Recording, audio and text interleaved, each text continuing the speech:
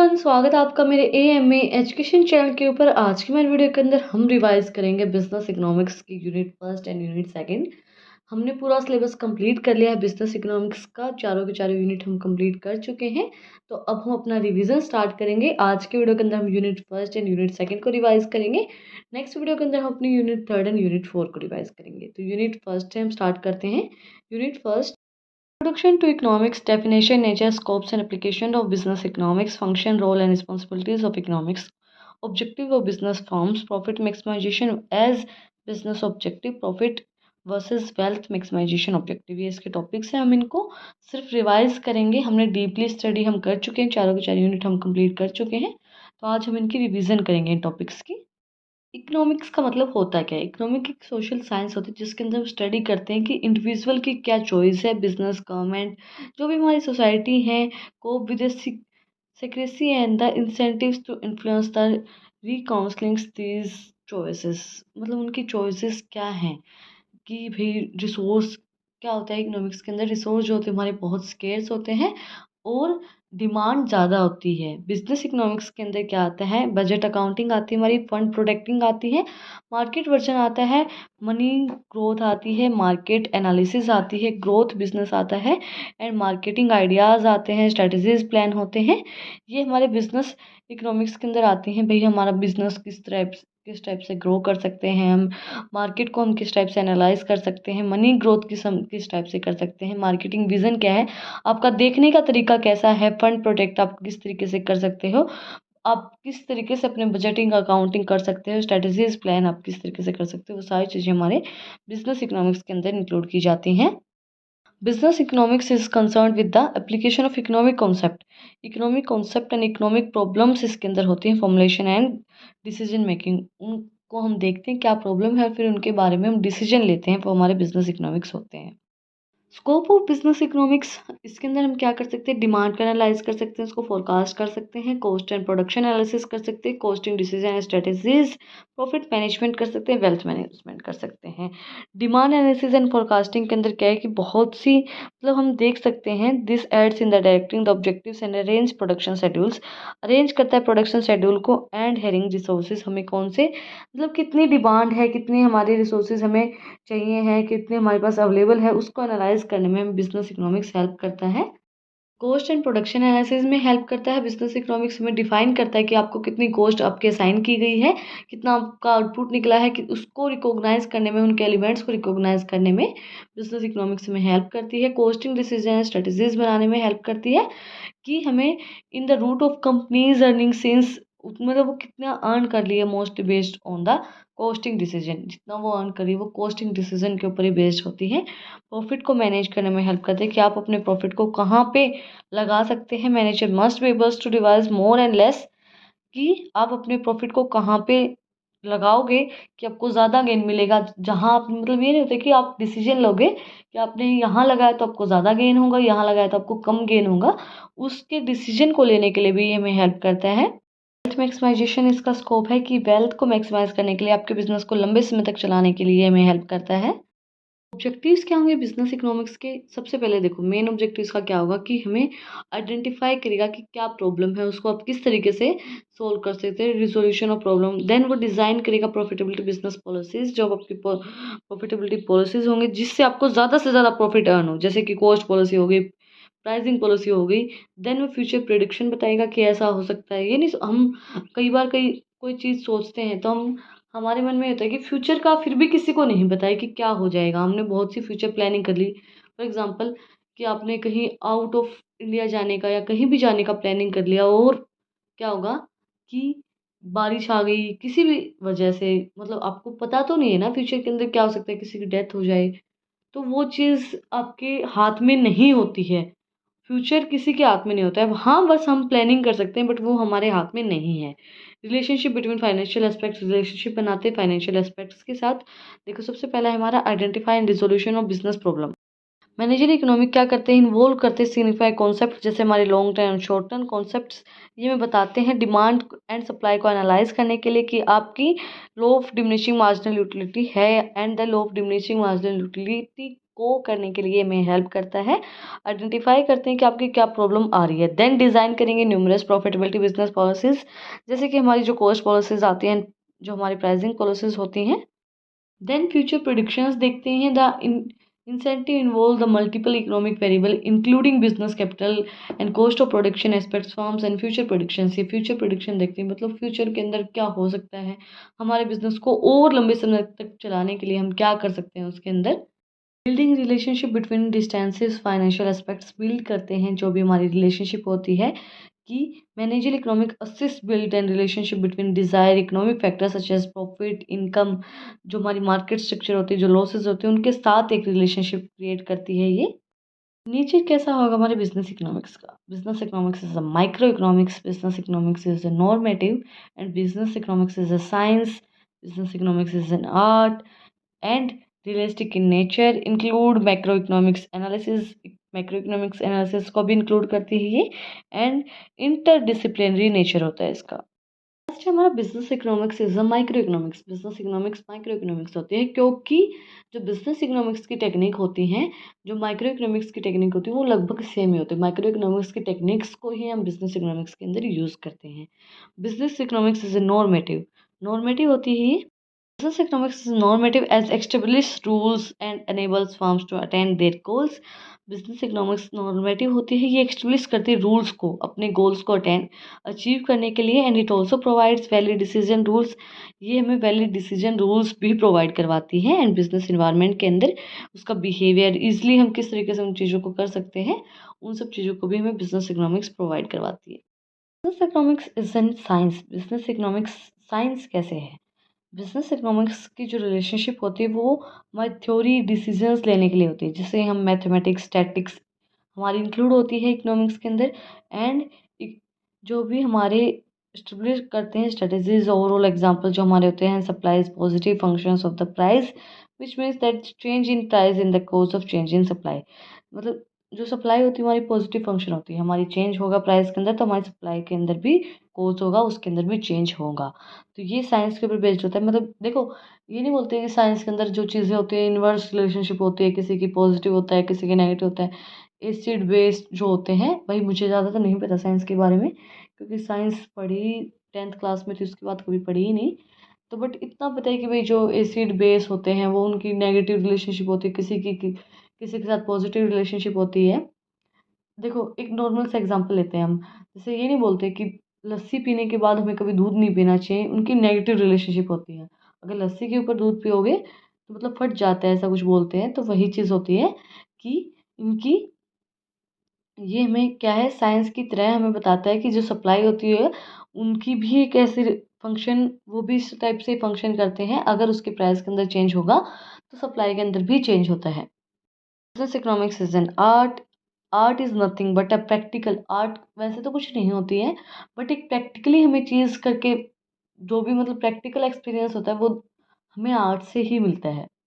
उसे knowledge practically हमें किस टाइप से वो चीज़ें करनी है वो हमें आर्ट से ही मिलता है। एनालाइज करना बिजनेस इकोनॉमिक्स को, ये इसकी फीचर्स होती हैं, एक ये आर्ट होती है। ये मैंने शायद 2 बार पॉइंट लिख दिया भाई। रियलिस्टिक इन नेचर होता है ये बिजनेस इकोनॉमिक्स। रियल साइंस होती है क्योंकि इसके अंदर सारी चीज़ें रियल होती हैं। मतलब देखो बिजनेस इकोनॉमिक्स के अंदर हमें क्या पता चलता है कि हमारी मार्केट स्ट्रक्चर, हम इसके अंदर स्टडी करते हैं कि हमारी कौन सी मार्केट स्ट्रक्चर है, मोनोपोलिस्टिक है, मोनोपोली है, या फिर ओलिगोपोली है, या फिर मोनोपोली ओलिगोपोली परफेक्ट कंपटीशन है, कोई भी है। तो वो चीज़ें हमें रियल के अंदर पता चलती है कि हमें किस टाइप से काम करना है, किस टाइप का हमारा कर्व होगा, indifference curve, supply demand curve, कितनी डिमांड बढ़ेगी तो कितनी सप्लाई बढ़ेगी, वो सब चीज़ें एक रियल साइंस होती है। हमें पता चलता है कि इनकी भी पॉजिटिव रिलेशनशिप है, नेगेटिव रिलेशनशिप है, सब्स्टिट्यूट गुड्स हैं या फिर कॉम्प्लीमेंट्री गुड्स हैं तो इनके साथ किस टाइप से होगा, तो वो सब चीज़ें हमें इसके बारे में पता चलता है। Include microanalysis, micro deals with the internal environment as well as including influence, employment, level of tax policies, business cycles, foreign trades, etc. इनको अफेक्ट करते हैं smooth functioning of the firm. Micro economics जो भी हमारे भाई tax policies होती हैं या फिर इनकम लेवल होता है हमारा, बिजनेस की जो भी साइकिल्स होती हैं उनको, वो चीज़ भी इसके अंदर इंक्लूड की जाती हैं। इंटरडिसिप्लिनरी नेचर होता है इसका। बिजनेस इकोनॉमिक्स इंटीग्रेट्स और Other disciplines such as mathematics, statistics, accounting, and marketing, etc. It solves the problems in the different field of business. Statics mathematics हमारी मार्केटिंग जो है वो हमारी प्रॉब्लम्स को सॉल्व करने में हेल्प करता है। आपको ज़्यादा से ज़्यादा जब आप बीकॉम एमकॉम करोगे तो मार्केटिंग के बारे में आपको स्टडी करने को मिलेगा। स्टैटिक्स आपके बीकॉम के अंदर भी आएगी और शायद एमकॉम के अंदर भी आती है स्टैटिक्स। अब की बार है शायद एमकॉम सेकेंड ईयर के अंदर आती है, फर्स्ट ईयर के अंदर नहीं आती, सेकेंड ईयर के अंदर आती है स्टैटिक्स। इस टाइप का ही कोई सब्जेक्ट आता है, उसके अंदर आपकी पूरी स्टैटिक्स ही मिलेगी, आपको मीन मोड मीडियम उसके अंदर निकालनी होती है। देन हमारी है applications of business economics, recounseling theoretical concepts and economic in relations to the actual business behavior and conditions, analyse करना टेक्निक्स के थ्रू कि आपकी एक्चुअल में आपका जो बिजनेस अब किस टाइप से चल रहा है, बिजनेस बिहेवियर, आपकी कंडीशन कैसी है, वो सब चीज़ों का एनालाइज करना, एस्टिमेट करना, एस्टिमेटिंग इकोनॉमिक रिलेशनशिप, आपकी मेजर करना कि वेरियस टाइप ऑफ आपकी elasticity of demand, price elasticity, income elasticity, cross elasticity, substitute elasticity etcetera, वो आपके किस टाइप से है उनको एस्टिमेट करना एंड प्रिडिक्टिंग इकोनॉमिक क्वांटिटीज़। इसके अंदर क्या है कि डिसीजन लेना, decision taken environment, economic analysis करना एंड पॉसिबली जो भी हमारी फोरकास्टिंग होती है इकोनॉमिक क्वांटिटीज़ के अंदर, profit, demand, productivity, price, capital and other relevant जो भी क्वांटिटीज़ होती हैं उनको देखना, उनको एनालाइज करना, basic of business policies and plans को बनाना, फ्यूचर के अंदर में किस टाइप से काम करना है उनको फॉर्मुलेट करना, इकोनॉमिक क्वांटिटीज़ देखना हेल्प करता है अंडरस्टैंड करने में external forces and consequenting the environment को कंटिन्यू चलाने के लिए, उस साइकिल को कंटिन्यू चलाने के लिए, अंडरस्टैंड करने के लिए हमारा इन्वायरमेंट कैसा है, इन फोर्सेस को अंडरस्टैंड करने के लिए बिजनेस इकोनॉमिक्स हमें हेल्प करती है। रोल ऑफ बिजनेस इकोनॉमिक्स का क्या रोल रहता है, बिजनेस इन्वायरमेंट को स्टडी करना कि आपका इन्वायरमेंट कैसा है बिजनेस का, बिजनेस प्लान्स बनाना, बिजनेस प्लान्स को फोरकास्ट करना, स्टडी करना बिजनेस ऑपरेशंस को, इकोनॉमिक्स इंटेलिजेंस करना and specific functions. Study of business environment, सबसे पहले हम अपने बिजनेस इन्वायरमेंट को स्टडी करेंगे।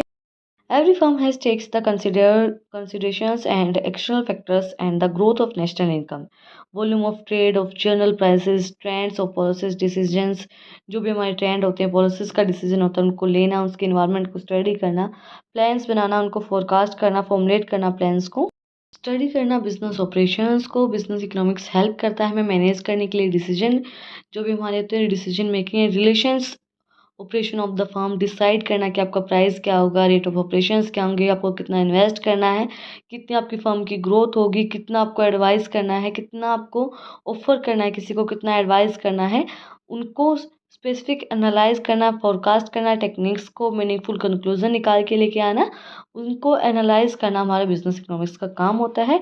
बिजनेस इकोनॉमिक्स के अंदर देन है हमारा इकोनॉमिक्स इंटेलिजेंस, इकोनॉमिक ये हमें प्रोवाइड करवाता है इंटेलिजेंस। इसके अंदर क्या होता है कि हमें इन्फॉर्म करता है कि हम इंफॉर्मेशन देता है कि हम किस टाइप से काम करें, किसका जनरल इंटरेस्ट किसके साथ है, लोगों के साथ टॉक करें, उनके साथ मतलब उनकी पॉइंट ऑफ व्यू जाने, देन हमारे कॉन्फ्रेंसेस के थ्रू या सेमिनार के थ्रू। जैसे आपने देखा होगा जब भी आप फॉर एग्जांपल आप 12th पास आउट कर रहे हो तो आपके मतलब ये होते हैं कि काउंसलिंग होती है कि आपको कौन सी स्ट्रीम लेनी चाहिए, आप कहाँ जाएंगे, क्या करेंगे, या फिर आप 10th में होते तब भी आपकी काउंसलिंग होती है, तो आप बीकॉम कर रहे होते तभी आपकी काउंसलिंग होती है कि आपको कौन सी जॉब करनी चाहिए या आगे क्या करनी चाहिए। तो उसी टाइप से हमें कॉन्फ्रेंसेस होते हैं, सेमिनार्स होते हैं जिसके थ्रू हम अपनी उनकी इंटेलिजेंस को देखते हैं कि भाई और हमें अपने बिजनेस को बढ़ाने के लिए हमें क्या करना चाहिए, क्या नहीं करना चाहिए। Specific functions business economics are the now performing a specific function.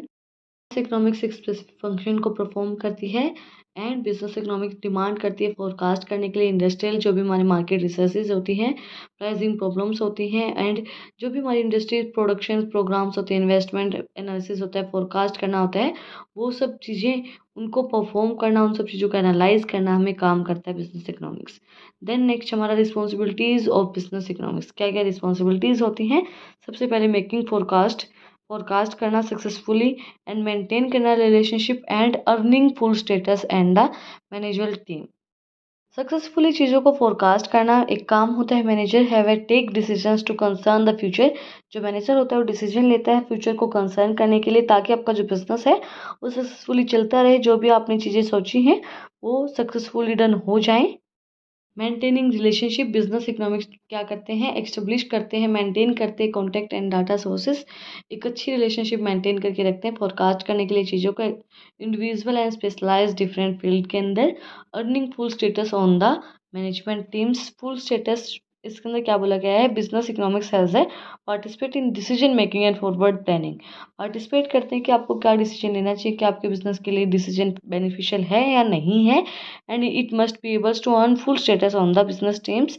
He must be prepared to the take up assignments to the specific project also. ये देखते हैं कि आपके बिजनेस के लिए क्या सही है क्या गलत है, और फिर ये प्रिपेयर करते हैं असाइनमेंट्स कोई स्पेसिफिक प्रोजेक्ट के लिए कि आप इस टाइप का कोई प्रोजेक्ट करें तो हमारा बिजनेस जो है वो और अच्छे से चलेगा।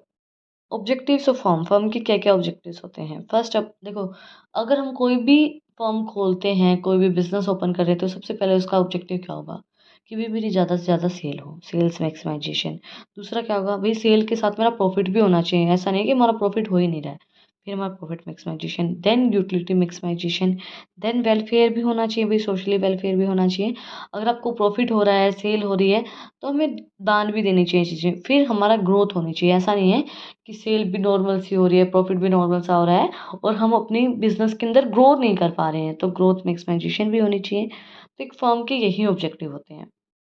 फर्स्ट हमारा सेल्स मैक्सिमाइजेशन, इसका पहला ऑब्जेक्टिव है हमारा सेल्स को मैक्सिमाइज करना रदर देन प्रॉफिट मैक्सिमाइजेशन। मतलब इसके अंदर ये नहीं होता है कि भाई आपको ज़्यादा प्रॉफिट अर्न करना है, नहीं, ज़्यादा से ज़्यादा सेल होनी चाहिए प्रोडक्ट, जितनी ज़्यादा प्रोडक्ट सेल होंगे उतना ज़्यादा अच्छा होगा। देखो, एक ये इंसान का दिमाग होता है, लोग ये सोचते हैं कि यार मेरा बिकना चाहिए, सेल्स मैक्सिमाइजेशन ज़्यादा हो, तो वो भी बहुत अच्छी चीज़ होती है। क्या होता है, अगर आपकी सेल ज़्यादा होगी तो धीरे धीरे उस प्रोडक्ट के लोग आदी हो जाएंगे, तो देन आपका, आप उसका प्राइस बढ़ा दो तो प्रॉफिट मैक्सिमाइजेशन भी हो जाएगी, तो वो चीज़ इसके लिए बेनिफिशियल होती है। आपकी सेल्स मैक्सिमाइजेशन कब होती है, जब आपकी क्या, टीसी कट करेगी टीपी को एट अ पॉइंट, यहाँ पे हमारा पॉइंट ऑफ इक्विलिब्रियम होगा और यहाँ पे हमारी सेल्स मैक्सिमाइजेशन हो जाएगी। मैक्सिमाइजेशन इसके अंदर क्या आता है कि इनका जो ऑब्जेक्टिव होता है वो ये नहीं होता है कि हमें ज़्यादा से ज़्यादा सेल करनी है, जितना ज़्यादा प्रॉफिट आप अर्न कर सकते हो उतना ज़्यादा प्रॉफिट आप अर्न करो, इसका ऑब्जेक्टिव यही होता है। देन हमारा है यूटिलिटी मैक्सिमाइजेशन, ये क्या होता है, सेटिस्फाई करना, ह्यूमन जो बिहेवियर है वो सेटिस्फाई करना इनका काम होता है, कि चाहे प्रॉफिट हो चाहे ना हो, चाहे सेल्स हो चाहे ना हो, हमारे जो कस्टमर्स हैं वो हमसे सेटिस्फाई होने चाहिए।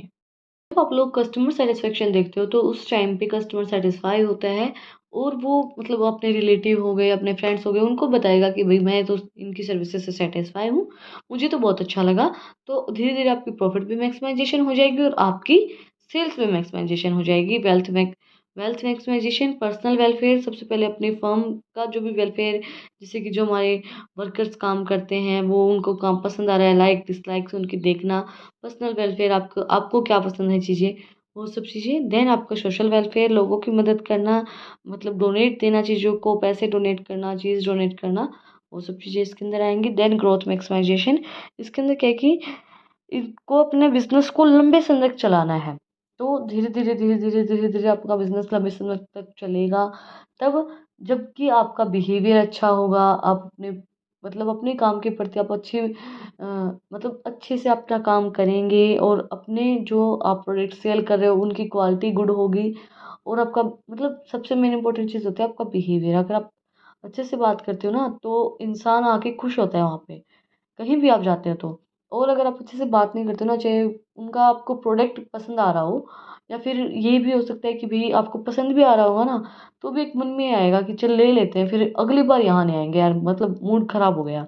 और एक इंसान अच्छे से खुशनुमा आपसे बात कर रहा है, हंस हंस के बातें कर रहा है, तो थोड़ा सा ये होता है कि हाँ चलो, आपके मतलब आपको अच्छे से बता रहा है चीज़ों के बारे में, किसकी क्वालिटीज़ ये हैं, इस टाइप से काम करती हैं, तो वो बहुत अच्छा लगता है। जब आपको सर्विसेज अच्छी मिलती है ना, तो आप वहाँ जाने के लिए बार बार, ये होता है कि आप बार बार वहाँ जाएंगे। जब आपको सर्विसेज अच्छी नहीं मिलती हैं, चाहे प्रोडक्ट अच्छे दे रहे हो, तब भी आप वहाँ पे बार दोबारा जाके खुश नहीं होंगे।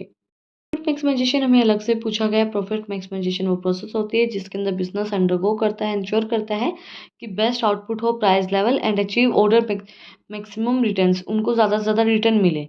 एडवांटेजेस क्या होंगी प्रॉफिट मैक्सिमाइजेशन सर्वाइवल के लिए हेल्प करता है। इकोनॉमिकली आपकी जो बिजनेस फर्म है वो सर्वाइव कर पाए मार्केट के अंदर। मेजर करता है आपका स्टैंडर्ड, जितना ज़्यादा आपको प्रॉफिट होगा उतना ही हाई क्लास आपका स्टैंडर्ड होगा। सोशल एंड इकोनॉमिक वेलफेयर के लिए काम करेगा। जब आपके पास पैसे होंगे ही नहीं तो आप वेलफेयर किस टाइप से कर पाएंगे। तो अगर आपको प्रॉफिट मैक्सिमाइजेशन होगा तो आप सोशल वेलफेयर भी कर पाएंगे। डिसएडवांटेजेस क्या होंगे इसकी? प्रॉफिट मैक्सिमाइजेशन की प्रॉफिट को डिफाइन करता है। एक अनक्लियर टर्म होती है प्रॉफिट। देखो हमें बताया जाता है कि ग्रोस प्रॉफिट है, नेट प्रॉफिट है, profit return, profit before tax है, प्रॉफिट आफ्टर टैक्स है, तो उसकी कोई डेफिनेशन क्लियर नहीं है। Time value of money is ignore. Time value जो मनी की होती है वो इग्नोर की जाती है। नहीं देखा जाता है कि आप किस टाइप से आप काम कर रहे हैं, क्या कर रहे हैं, कितना है, मतलब टाइम कोई नहीं देखा जाता है। कोई आइडिया नहीं है कि आपका बिजनेस लंबे समय तक चलेगा नहीं चलेगा, टाइमिंग उसकी कोई नहीं होती है। और देखो ज़्यादा अगर आप पैसे पैसे पैसे पैसे करते रहोगे तो आपका बिजनेस जो लंबे समय तक नहीं चलेगा। तो इसके अंदर टाइम वैल्यू को इग्नोर किया जाता है। Attention not paid risk. Risk को कोई अटेंशन पे नहीं की जाती कि अगर आपने पैसा पैसा पैसा किया, प्रॉफिट प्रॉफिट प्रॉफिट किया, तो आपका बिजनेस डूब भी सकता है। तो इस मतलब ये अटेंशन नहीं देते कि रिस्क हो है इस चीज़ के अंदर। एंड इग्नोर करते हैं क्वालिटी। मतलब ज़्यादा पैसा कमाने के चक्कर में लोग क्वालिटी को कम कर देते हैं, ये आपने देखा भी होगा। प्रॉफिट मैक्सिमाइजेशन कब होता है? जब हमारी, देखो सबसे पहला हमारा क्या हो रहा है, प्रॉफिट इंक्रीज हो रहा है, देन यहाँ पे हमारा कांस्टेंट हो गया है, देन प्रॉफिट डिक्रीज हो रहा है डिक्रीजिंग रेट से। तो जब हमारी एमसी कट करेगी एमआर को एट अ पॉइंट, उस टाइम पे हमारा प्रॉफिट मैक्सिमाइजेशन होगा। लास्ट बट नॉट लीस्ट हमारा टॉपिक है difference between profit maximisation and wealth maximisation. क्या डिफरेंस होता है प्रॉफिट मैक्सिमाइजेशन और वेल्थ मैक्सिमाइजेशन के अंदर? इसका कॉन्सेप्ट क्या होता है, ऑब्जेक्टिव क्या होता है इसका? ज़्यादा से ज़्यादा प्रॉफिट अर्न करना। इसका ऑब्जेक्टिव क्या होता है? गोल को इम्प्रूव करना एंड मार्केट वैल्यू के अंदर अपने शेयर्स को इम्प्रूव करना, शेयर बढ़ाना, फॉरमोस्ट गोल, इसका गोल अचीव करना होता है। देन इम्फेसिस किसके ऊपर होता है इसका? शॉर्ट टर्म गोल के ऊपर। ये लंबे समय तक अपने बिजनेस को चलाने के लिए वेल्थ मैक्सिमाइजेशन के ऊपर काम करते हैं। इसके अंदर रिस्क अनसर्टिनिटी, कंसिडरेशन और रिस्क एंड अनसर्टिनिटी नहीं होती, इसके अंदर होती है। देन एडवांटेजेस की क्या होंगी?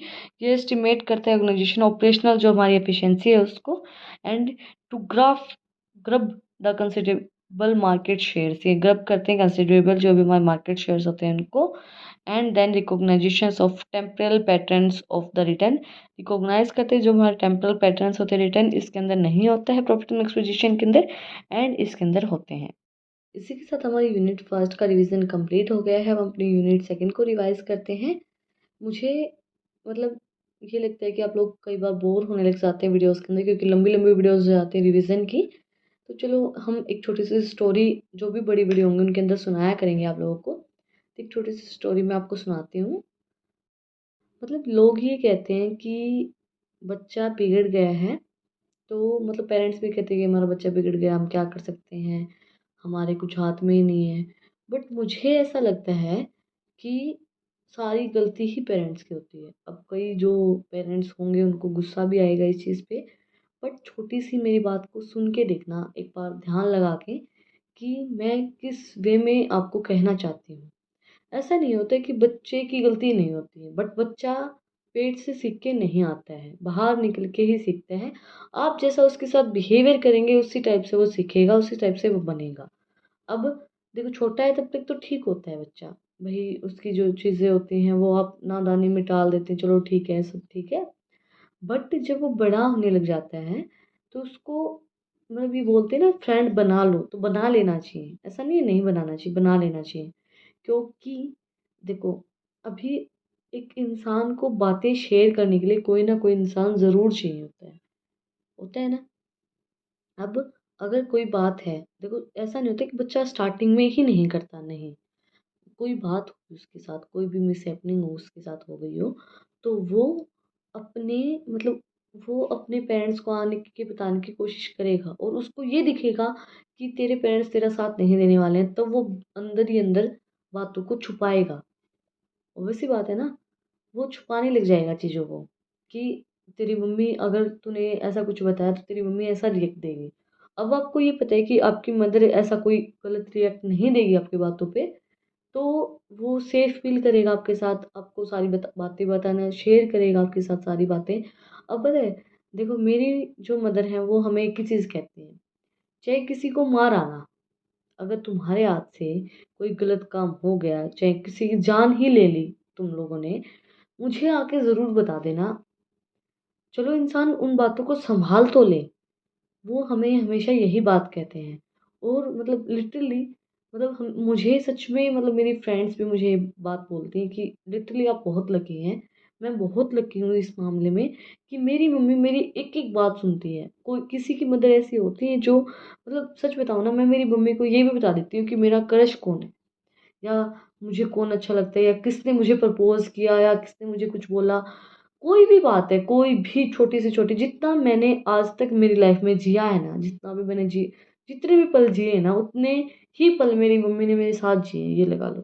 उनको एक एक चीज़ मेरी लाइफ के बारे में पता है, और इस चीज़ को मैं अपना मतलब ये मानती हूँ कि, सच बताऊँ ना, मैं कई बार मैं भी खुद ये चीज़ सोचती हूँ कि क्या मैं इतनी अच्छी पेरेंट्स बन पाऊंगी मेरी मदर की तरह। तो वही चीज़ होती है, जब कंफर्टेबल होके बच्चा आपसे बातें शेयर करने लग जाए कि हाँ, छोटी मतलब मेरे से ये हो गया। अगर फॉर एग्जांपल उसने गलती भी कर दी, तो वो बच्चा है, वो गलती करेगा। वो धीरे धीरे जब मैच्योर होगा तो वो कुछ नहीं करेगा। उसको पता है कि इस चीज़ से कुछ नहीं होना है। अब देखो, एक मेरी फ्रेंड है, मतलब आप लगा लीजिए मेरी फ्रेंड है वो। और मतलब वो ऐसी लड़की थी कि वो एक एक चीज़, मतलब अपने अंदर ही रखना पसंद करती थी, क्योंकि उसके पेरेंट्स उसकी नहीं सुनते थे। उसके घर वालों ने उनकी शादी कर दी। अब पता नहीं वहाँ क्या प्रॉब्लम थी, अगले जो भी थे उनके ससुराल वाले। बट 4 महीने हुए थे उसकी शादी को, एंड शी वाज़ नो मोर। अब वो नहीं है।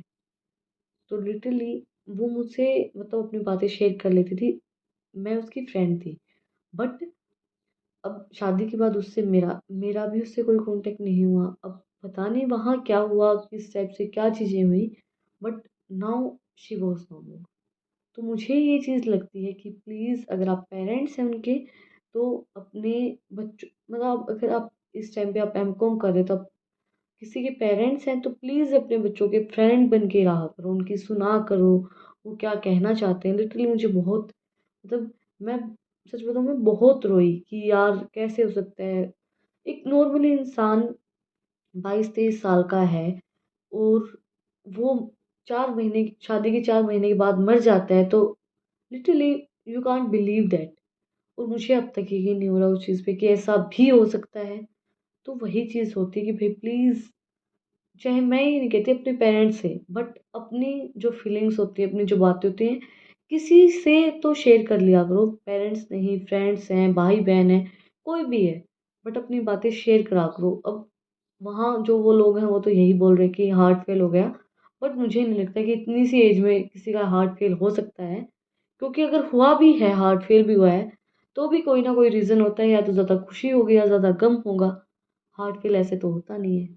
तो वही चीज़ है। तो प्लीज़ इस चीज़ पे ध्यान दिया करो कि अपने पेरेंट्स तक, चाहे वो डाँट ही मारें, चाहे आपको पीटे, मारे-पीटे, फिर भी अपनी फीलिंग्स बता दिया करो, शेयर कर दिया करो। और चाहे आप खुद पेरेंट्स हैं, तो अपने बच्चों की एक-एक चीज़ सुना करो भई प्लीज़। मैं सच में, मुझे बहुत फ़ील हुआ कि तब ऐसा कुछ हुआ तब। अब वही बात है, अब इंसान उसको वापस भी नहीं लेके आ सकता, और अपने हाथ में कुछ है भी नहीं। चलो अभी वीडियो को ज़्यादा लंबा नहीं करेंगे, तो हम स्टार्ट करते हैं। Analysis of demand and demand forecasting क्या होती है? Meaning of demand, market demand, analysis of market demand, types of demand, determination of demand, law of demand, elasticity of demand, difference curve analysis. Firstly हमारे economic problem हम study करेंगे कि what to produce, आप क्या produce करेंगे, किस type के goods को आप प्रोड्यूस करेंगे जो आप कंज्यूमर के रिक्वायरमेंट्स को मीट कर पाएँ। देन वेयर टू प्रोड्यूस, कौन से एरिया के अंदर अपने गुड्स को आप प्रोड्यूस करेंगे। Then what when to produce, किस टाइम पे डिमांड ज़्यादा होगी उस टाइम पे आप प्रोड्यूस करेंगे, किस टाइम पे आप किस टाइमिंग के ऊपर आप अपने गुड्स को प्रोड्यूस करेंगे। देन हाउ टू प्रोड्यूस, आप कौन सी टेक्निक का यूज़ करेंगे, कैपिटल इंसेंटिव टेक्निक का यूज़ करेंगे या फिर लेबर इंसेंटिव टेक्निक का यूज़ करेंगे, कौन सी टेक्निक को यूज़ करके आप गुड्स को प्रोड्यूस करेंगे। Then how much to produce, कितनी क्वांटिटी के अंदर अपने गुड्स को प्रोड्यूस करेंगे। देन नेक्स्ट हमारा फॉर होम टू प्रोड्यूस, किन के लिए आप गुड्स को प्रोड्यूस कर रहे हैं, लोअर क्लास पीपल के लिए, मिडिल क्लास के लिए, अपर क्लास के लिए, बच्चों के लिए, बड़ों के लिए, बूढ़ों के लिए, औरतों के लिए, जेंट्स के लिए, किसके लिए आप गुड्स को प्रोड्यूस कर रहे हैं। ये हमारी इकोनॉमिक प्रॉब्लम्स हैं। देन हमारी मीनिंग ऑफ डिमांड, डिमांड क्या होती है? डिमांड हमें ये बताती है कि कितनी क्वांटिटी के अंदर आपको गुड्स को प्रोड्यूस करना है, कंज्यूमर कितना चाहता है, willing to buy each possible price, कि एक पॉसिबल प्राइस के ऊपर कंज्यूमर कितने गुड्स को परचेज करना चाहता है, कितने वो बाय करना चाहता है, उसको बोलते हैं हम demand. Demand refers to quantity of commodity that a consumers are able to willing to buy each possible price during a given period of time other things been equal. जो सारी थिंग्स हैं वो इक्वल रहेंगी, कितनी quantity के अंदर वो goods को प्रोड्यूस करना चाहता है, कितनी डिमांड है कंज्यूमर की। देन नेक्स्ट हमारा types of demand, price demand, income demand and cross elasticity of demand. Price demand के अंदर क्या है, प्राइस डिमांड के ऊपर क्या होता है कि जितना मतलब उसके ऊपर वो इस चीज़ को नहीं देखता कि उस गुड्स का प्राइस कितना है, उसके हैबिट्स के अकॉर्डिंगली, उसका टेस्ट कैसा है, उसके अकॉर्डिंगली वो अपने गुड्स को प्रोड्यूस करता है। देन नेक्स्ट है हमारा इनकम डिमांड, उसकी इनकम कितनी, लेवल ऑफ इनकम के अकॉर्डिंगली वो गुड्स की डिमांड करता है और उसी के अकॉर्डिंगली वो गुड्स को परचेज करता है। क्रॉस डिमांड क्या होता है, it refers to goods quantity of commodity that are purchased by the consumer at a result of changing price another the commodity in relation to a given commodity। मतलब किसी another commodity के price के change होने के कारण, और मतलब ये नहीं होता कि उसके प्राइस का चेंज हो गया तो उसकी डिमांड के अंदर क्रॉसली जो रिलेशनशिप होती है, क्रॉस रिलेशनशिप होती है इसके साथ, कि अगर एक का प्राइस कम हो गया तो उसकी डिमांड के अंदर इंक्रीज हो जाएगा, एक का प्राइस ज़्यादा हो गया तो दूसरे गुड्स की डिमांड बढ़ जाएगी, तो क्रॉस डिमांड होती है इसके अंदर। लो ऑफ डिमांड क्या हमें बताता है, law of demand states that other thing remain equal and demand of goods extend fall in price. जो डिमांड है गुड्स की वो प्राइस के कम होने से बढ़ेगी और प्राइस के बढ़ने से डिमांड कम हो जाएगी। लो ऑफ डिमांड हमें क्या बताता है, प्राइस अगर बढ़ेगा तो डिमांड कम होगी, प्राइस अगर घटेगा तो डिमांड बढ़ जाएगी। कैरेक्टरिस्टिक्स क्या होंगी, इनकी इन्वर्स रिलेशनशिप होती है, प्राइस के बढ़ने से डिमांड घट जाती है और प्राइस के घटने से डिमांड बढ़ जाती है। Is an independent variable and demand is a dependent variable. Price एक इंडिपेंडेंट वेरिएबल होता है, डिमांड एक डिपेंडेंट वेरिएबल होती है। Other things main constant, other thing जो है वो हमारी सेम रहती है, कांस्टेंट रहती हैं। And direction of change, low of demand जो है क्वालिटी, जो हमारी क्वालिटेटिव स्टेटमेंट होती हैं उसके अकॉर्डिंगली चेंज होती हैं। Demand and constant upon the change in the price, उसके प्राइस के चेंज होने से। And related with time, time से रिलेटेड होते हैं। लो ऑफ डिमांड जो है related with point of time, वो टाइम के ऊपर डिपेंड होते हैं। Says day by weeks, months, year के अकॉर्डिंगली हमारी जो टाइम है, डेट है, उनके अकॉर्डिंगली हमारा जो डिमांड है वो डिटरमाइन होती है, उसके अकॉर्डिंगली वो रिलेट करते हैं। कंडीशंस क्या होंगी, लो ऑफ डिमांड हमें क्या बताता है कि अदर थिंग्स जो हमारी कांस्टेंट रहेंगी। देखो, demand of commodity, price of commodity x, price of commodity other things, and income of the consumer, taste, extensions of the consumer, assumptions of the law of demand are determined by demand other than the peaks remain unchanged। जो price है वो unchange है। In detail these are the, इसकी assumptions क्या होंगी, there should be no change in the price of related goods. Related goods के अंदर कोई भी चेंज नहीं होगा, कंज्यूमर की इनकम के अंदर कोई चेंज नहीं होगा, प्रीफरेंस ऑफ कंज्यूमर के अंदर, टेस्ट एंड प्रीफरेंस के अंदर कोई चेंज नहीं होगा। The consumer no don't expect any change in the price of commodity and near future, वो नियर फ्यूचर के अंदर भी कोई प्राइस के अंदर चेंज नहीं चाहता है। कोई भी size, age, compositions, sex ratios के अंदर, पॉपुलेशन के अंदर कोई चेंज नहीं होगा, कोई चेंज नहीं होगा। रेंज ऑफ गुड्स अवेलेबल, जो रेंज है उनकी गुड्स जहाँ पे अवेलेबल हो रहे हैं उसके अंदर भी कोई चेंज नहीं होगा। Distribution of income and wealth communication के अंदर भी कोई चेंज नहीं होगा। गवर्नमेंट पॉलिसीज़ के अंदर, टैक्स रेट के अंदर भी कोई चेंज नहीं होगा। जो वेदर कंडीशन है उसके अंदर भी कोई चेंज नहीं होगा। नेक्स्ट हमारा types of good, demand for consumer goods and producer goods, कि उनको कंज्यूमर गुड्स की डिमांड है, प्रोड्यूसर गुड्स की डिमांड है, फाइनल कंज्यूमर है। देखो, goods are services are final consumptions are called consumer goods. जो फाइनली कंज्यूम किए जाते हैं, जो कंज्यूमर कंज्यूम कर लेता है उसको हम कंज्यूमर गुड्स बोलते हैं, और जो अभी रेडी टू सेल हैं उनको हम प्रोड्यूसर गुड्स बोलते हैं। नेक्स्ट है हमारा demand for perishable goods and durable goods. Perishable goods कौन से होते हैं एंड प्रिसिबल और नॉन ड्यूरेबल गुड्स कौन से होते हैं, जिनको हम एक बार में, which can be consumed only once, जिनको हम एक ही बार कंज्यूम कर सकते हैं। जैसे कि हमारे दूध हो गया या फिर हमारी ब्रेड हो गई, वो एक बार में हम कंज्यूम कर लेते हैं। Then on the other hand durable goods कौन से होते हैं, जिनकी utility which occurs a period of time, मतलब वो चलती रहती है पीरियड ऑफ टाइम तक, थोड़े टाइम तक वो चलती रहती हैं। Then autonomous demand and drive demand. Autonomous demand, जो हमारी ऑटोनोमस डिमांड होती है वो डायरेक्टली सेटिस्फाई करती है हमारी वॉन्ट्स को। And demand for consumer goods is autonomous और डायरेक्ट, जो डिमांड होती है कंज्यूमर गुड्स की वो ऑटोनोमस होती है और डायरेक्टली होती हैं। Industrial good and company good, ये जो गुड्स होती हैं ये today produced more than firms and companies, so the firms betweens the demand facing an individual company and firm than the facing industries.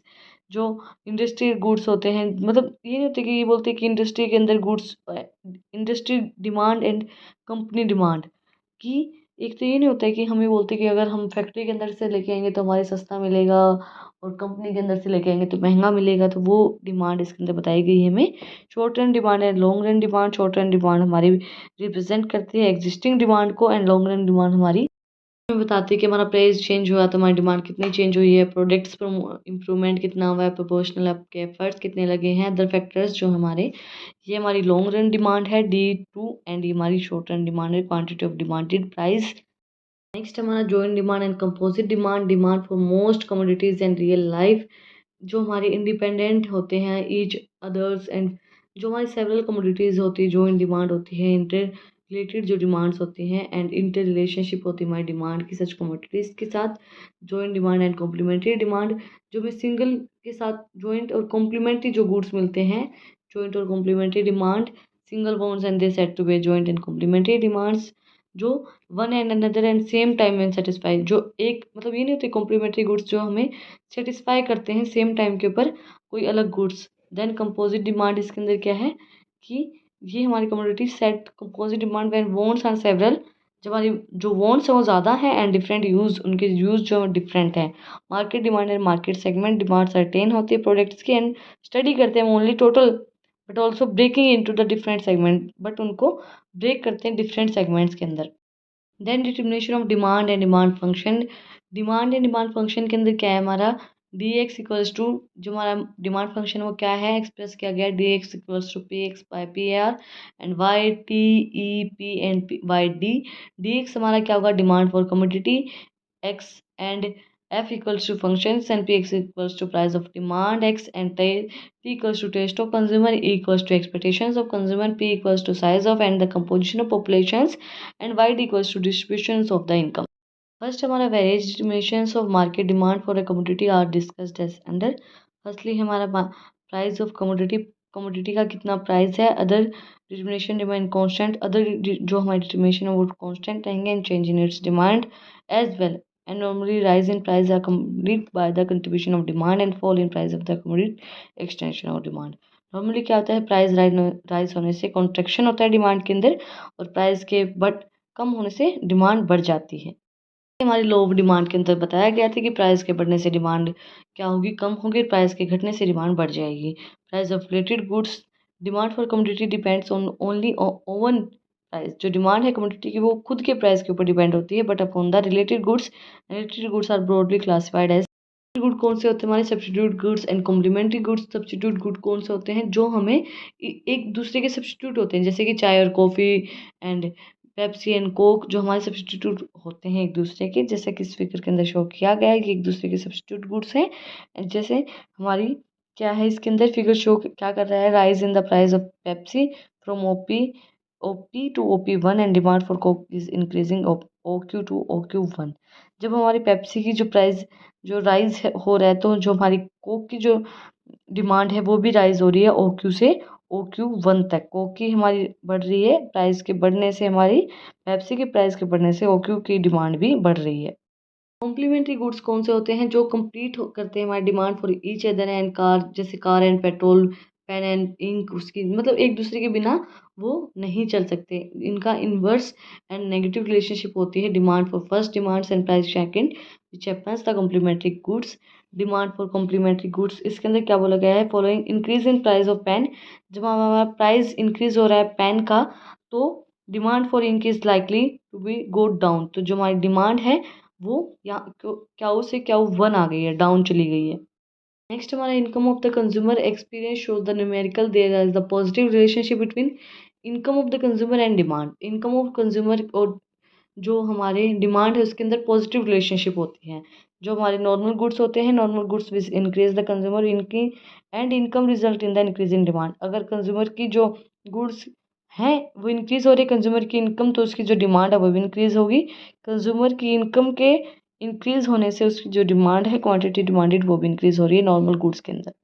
Next हमारा inferior goods. Inferior goods के अंदर क्या होता है, inferior goods are which tends to define following rise in consumer income and tends increasing following fall in his income. Rise हो रही consumer की तो इंफीरियर गुड्स के अंदर इसकी जो फॉल होगी कंज्यूमर की इनकम। जब हमारी बाई क्वांटिटी अगर हमारी क्वांटिटी क्या होगी, हमारी इनकम के बढ़ने से क्वांटिटी हमारी कम होगी इन्फीरियर गुड्स के अंदर। History of life and expansion goods, इसके अंदर क्या होगा, one may also study the relationship between income of the consumer and the demand for necessary of life and extension of goods। इसके अंदर क्या होगा, जब हमारी क्वांटिटी, जब हमारी इनकम बढ़ेगी तो हमारी क्या होगी, क्वांटिटी भी बढ़ेगी। बट क्या होता है, एक पॉइंट पे नेसेसिटी, जब हमें ये नहीं होता सेटिस्फाई हो गए हम, तो उस टाइम पे हमारी इनकम के बढ़ने से हमारी क्वांटिटी के अंदर चेंज कोई नहीं आ रहा है, नेसेसिटी ऑफ गुड्स हमारी हो गई है। टेस्ट एंड प्रेफरेंस, उसकी हैबिट्स, इंडिविजुअल की क्या हैबिट्स हैं, उसके अकॉर्डिंगली, उसकी फैशन सेंस के अकॉर्डिंगली उसकी टेस्ट एंड प्रेफरेंस चेंज होते रहते हैं, तो उसके ऊपर डिपेंड करेगी उसकी डिमांड। उसकी एक्सपेक्टेशंस क्या हैं, वो भी उस चीज़ को मैटर करती हैं। चेंज इन कंज्यूमर की एक्सपेक्टेशंस चेंज हो गई है, उस प्राइस के ऊपर वो ज़्यादा चाहता है। Then size and composition of population, size market demand influence करती है। Change in size and composition of population, change हो गया साइज के अंदर, पॉपुलेशन के अंदर कंपोजिशन है, वो सब चीज़ें उसके ऊपर डिपेंड करती हैं। डिस्ट्रीब्यूशन ऑफ इनकम, आप किस टाइप से अपनी डिस्ट्रीब्यूट कर रहे हो, लग्जरी गुड्स ले रहे हो, कलर टेलीविज़न ले रहे हो, ऑटोमेटिक वॉशिंग मशीन ले रहे हो, वीडियो कैमराज ले रहे हो, किस टाइप से अपनी इनकम को आप डिस्ट्रीब्यूट कर रहे हो, वो भी आपकी डिमांड, गुड्स की डिमांड को मैटर करता है। Then general standards and livings, आपकी स्पेंडिंग हैबिट्स कितनी है, आपका जनरल स्टैंडर्ड कैसा है, वो भी आपके गुड्स की डिमांड को अफेक्ट करता है और डिमांड को इंक्रीज और डिक्रीज करने में हेल्प करता है। Then level of taxation and tax structure आपका क्या है, किस टाइप से आप पे कर रहे हो, टैक्स आप कितना पे कर रहे हो, उसके अकॉर्डिंगली आप प्रोडक्ट्स को, गुड्स को परचेज करोगे। क्लाइमेट एंड वेदर कंडीशन कैसी है, जैसे कि अभी गर्मियाँ आ गई हैं तो गर्मियों के कपड़े आपको चाहिए होंगे, तो उसके अकॉर्डिंगली गुड्स की डिमांड भी जो हमारी क्या होगी, कॉटन क्लॉथ्स की होगी। और सर्दी आ गई तो हमारी वूलन क्लॉथ की होगी। तो weather and climate conditions customs के ऊपर डिपेंड करता है कि आपकी कभी मतलब फेस्टिवल्स के ऊपर, दिवाली, होली, उसके अकॉर्डिंगली आप गुड्स को परचेज़ करते हो। जैसे आपने दिवाली के ऊपर लहंगा परचेज़ कर लिया, अब गर्मी आ रही, होली होली है तो उसके अकॉर्डिंगली अलग की, नवरात्रि के लिए अलग आपने लहंगा, जो चनिया चोली होती है वो बनवा ली। तो कस्टम्स एंड वो भी आपकी डिमांड को अफेक्ट करते हैं। Then advertisement and sales propaganda, आप क्या सेल्स प्रोपगंडा अपनाते हो, किस टाइप से गुड्स का एडवर्टाइजमेंट करते हो, किस टाइप से अपने कंज्यूमर को लुभाते हो, वो भी आपके गुड्स की डिमांड को मैटर करता है। डेमोन्स्ट्रेशन इफेक्ट, डेमो किस टाइप से आप दे रहे हो गुड्स का, किस टाइप से आप प्रोडक्ट्स को दिखा रहे हो, कि एक ये चीज़ नहीं होती कि आप देखते ही चीज़ पसंद आ जाए, वो आपको डेमो ही इस तरीके से दे रहा है। एंड अदर फैक्टर्स जो हमारे हो गए, अवेलेबिलिटी ऑफ कंज्यूमर क्रेडिट, उसको आप कंज्यूमर को क्रेडिट में अवेलेबल करवा रहे हो, उसकी क्वालिटी आपने इम्प्रूव करती है। मन change in money supply change हो गई है, बिजनेस कंडीशंस बदल गई हैं। लेवल ऑफ सेविंग, आपका सेविंग हैबिट ज़्यादा है। पैटर्न ऑफ एक्सपेंडिचर आप कैसा है आपका, वो चीज़ भी आपकी इन्फ्लुएंस करती है। Demand and demand for goods, उनकी गुड्स की डिमांड को आपकी इन्फ्लुएंस करती हैं। आई एम सो सॉरी भाई, मैंने आप लोगों को ये बोला था कि हम 2 यूनिट रिवाइज़ करेंगे, बट हमारे 2 टॉपिक रह गए हैं, elasticity of demand and indifference का एनालिसिस। क्यों रह गए हैं उसका रीज़न मैं आप लोगों को बता देती हूँ, क्योंकि वीडियो बहुत ज़्यादा लंबी हो गई है और मेरे फ़ोन की स्टोरेज फुल हो गई है, तो वीडियो बनाने के लिए ये मना कर रहा है कि आगे वीडियो मत बनाइए। तो इसने बंद कर दी वीडियो एकदम बीच में कि बस आप आगे वीडियो नहीं बना सकते हैं। तो हमारे 2 टॉपिक रिवाइज़ करने रह गए हैं। तो जो हमारा सेकंड पार्ट होगा, जिसके अंदर हम यूनिट 3 और यूनिट 4 को रिवाइज़ करेंगे, उसी के अंदर हम अपने 2 टॉपिक को रिवाइज़ कर लेंगे सेकंड पार्ट के अंदर। तो आज के वीडियो में बस इतना ही, हमने यूनिट 1 एंड यूनिट 2 को हाफली रिवाइज़ कर लिया है। अगर आपको आज की वीडियो पसंद आई तो आप लोग को पता ही क्या करना है, कमेंट सेक्शन में मुझे बताना है कि आपको वीडियो कैसी लगी। कोई भी डाउट है तो वो भी आप लोग कमेंट सेक्शन में मुझसे पूछ सकते हैं। और अगर आपको इन नोट्स की पीडीएफ चाहिए तो टेलीग्राम चैनल का लिंक भी डिस्क्रिप्शन में है, आप उसको भी जाके सब्सक्राइब कर सकते हैं। फिर मिलते हैं एक नई वीडियो के साथ, एक नए टॉपिक के साथ। Thank you for watching my video.